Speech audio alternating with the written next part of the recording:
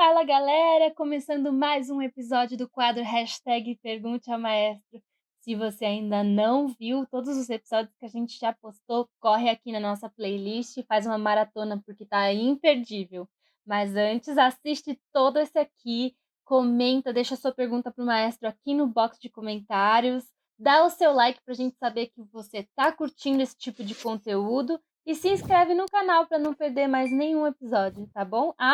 E não esquece, compartilha com os amigos nas redes sociais para que mais pessoas possam vir aqui e curtir esse quadro com a gente, tá bom? Sem mais delongas, vem comigo. Hashtag Pergunte ao Maestro.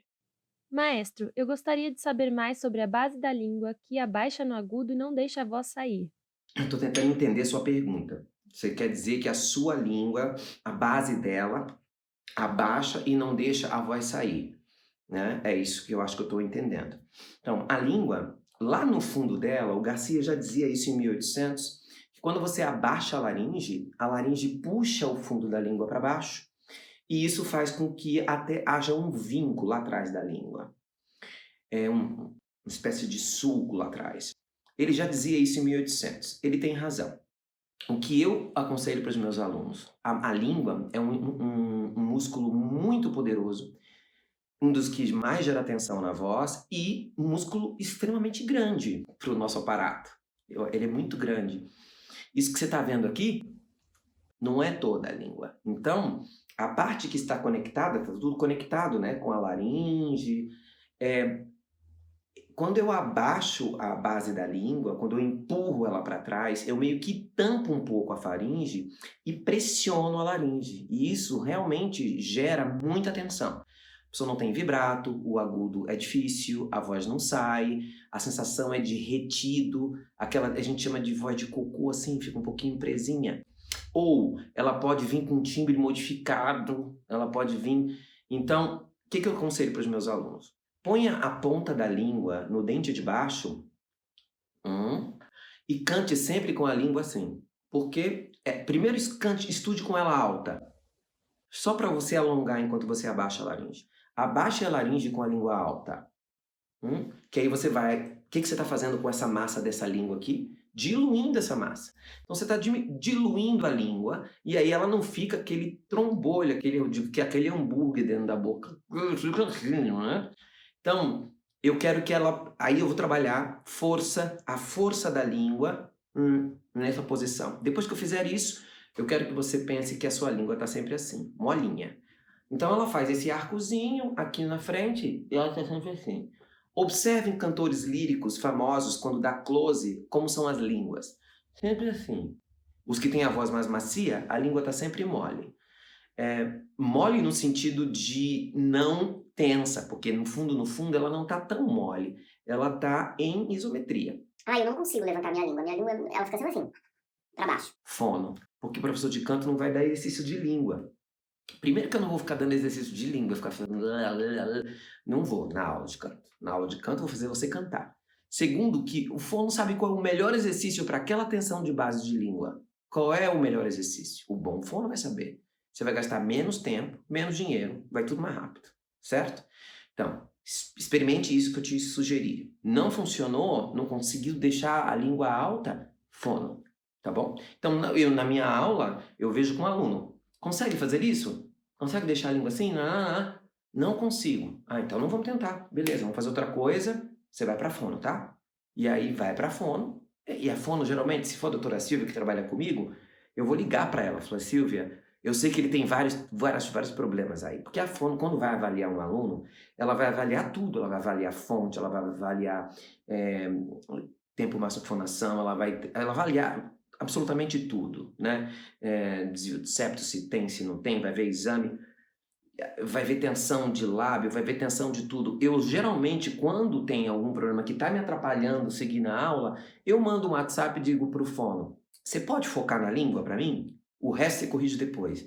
Mas não apoia direito, tem dificuldade de abrir costela, a faringe é fraca. Tá bom, mas você pode focar nisso? A Silvia, por exemplo, ama, porque aí eu dou um direcionamento para ela começar e aí ela não... todos nós ganhamos tempo. Aí depois Quando o aluno volta para mim, que eu vou dar um pouco de apoio, eu sinto falta de força muscular, e ele volta para ela, aí ela já está trabalhando outra coisa, já está trabalhando suporte. Então, professores de canto, digam para o fono o que você quer de mais velocidade, porque senão ele vai começar a corrigir tudo. De postura, de pescoço, ombro, tudo vai começar do zero. Vamos respirar, vamos arrumar tudo. E às vezes não dá tempo, porque às vezes aquele aluno que está com atenção de base de língua, ele tem show para fazer, ele tem um CD para gravar, ele tem um monte de coisa. Então nós temos que criar essa velocidade, tá bom? Então experimente esse exercício, mas se não rolar, fono, tá bom? Maestro, o desvio de septo e adenoide grande vai influenciar em agudos limitados? Lembrando que neste caso específico é adenoide de 80% de obstrução, uma voz fanha, sem brilho. É possível fazer belting?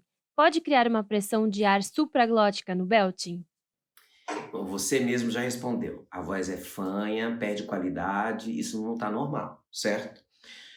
Então, temos que avaliar sim e pode interferir sim. Uma obstrução grande pode interferir muito na sonoridade do belting, inclusive. É possível fazer, é possível até emitir um belting bacana, mas ele pode ficar saturado de nasalidade ou de hiponasalidade, dependendo onde é o problema. Todos nós temos desvio de septo.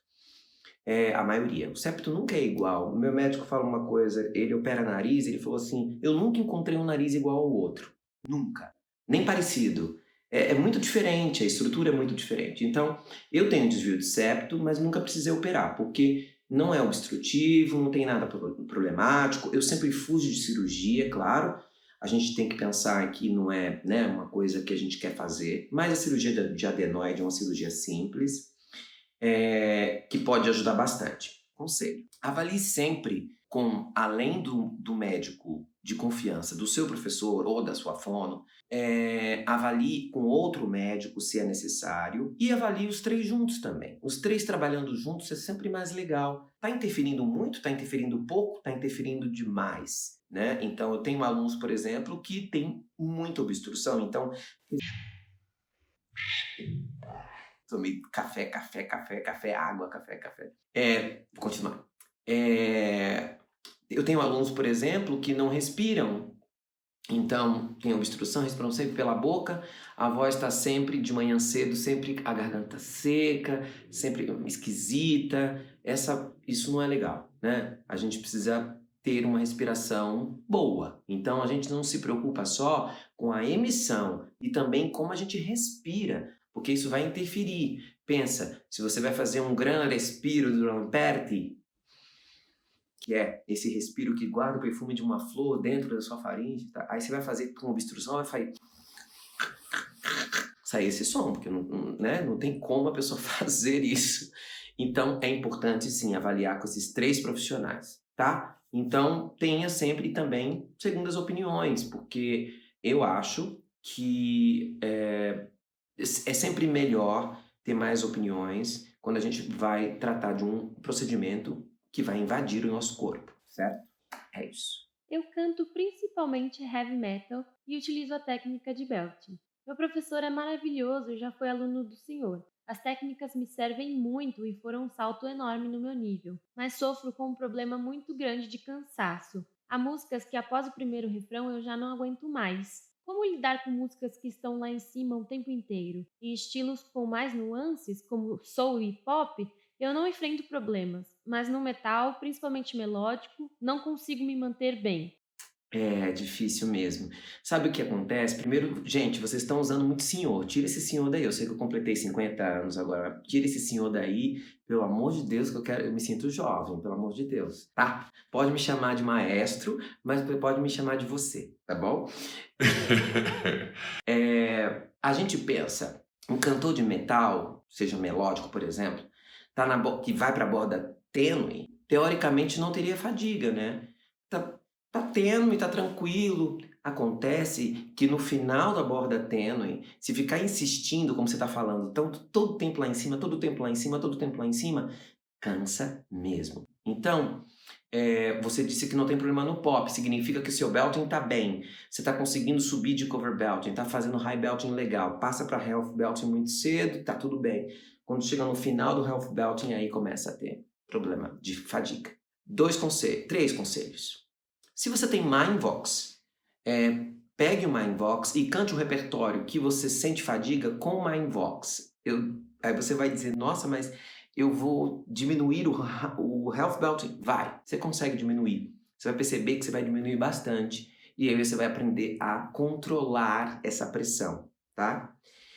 Segundo, quando você estiver lá em cima, em vez de você ficar pensando em aumento de massa de TA para dar potência, pense que você está indo para uma coisa mais falsa, para um flageolet. E aí você abre de novo o som. Tem mais um passádio para fazer. Se você conseguir acessar esse passádio, que normalmente está acima do sol, mas o sol sobreagudo. Se você conseguir acessar, você vai descansar um pouquinho mais nos Fás, Sol, porque você já vai estar no andar de cima. Por volta do Mi, Fá, você já vai trocar de novo, vai fazer um som que está próximo do seu flageolet, o seu falsete, mas você vai abri-lo e ele vai parecer health belt, mas no fundo ele não é. Essa é uma das sugestões. E a última com isso, quando eu estou fazendo health belting, o uso da cavidade oral, ele aumenta muito a minha potência na parte aguda do health belting. Mas quando eu já estou cansado, o uso da cavidade nasal diminui um pouco dessa pressão e da massa. Então, substitui uma cavidade pela outra quando você vai muito agudo. Então, você está cantando uá, uá, uá. Quando chega muito agudo, uá, uá, vai melhorar essa pressão e você vai sentir mais conforto. Então, a substituição da cavidade oral, que está dando potência para os agudos, para a cavidade nasal, que está amaciando um pouquinho sobre agudo. Isso também vai melhorar. Mas, sem dúvida nenhuma, aulinha. Com certeza. E você disse que tem um bom professor, faça a aula.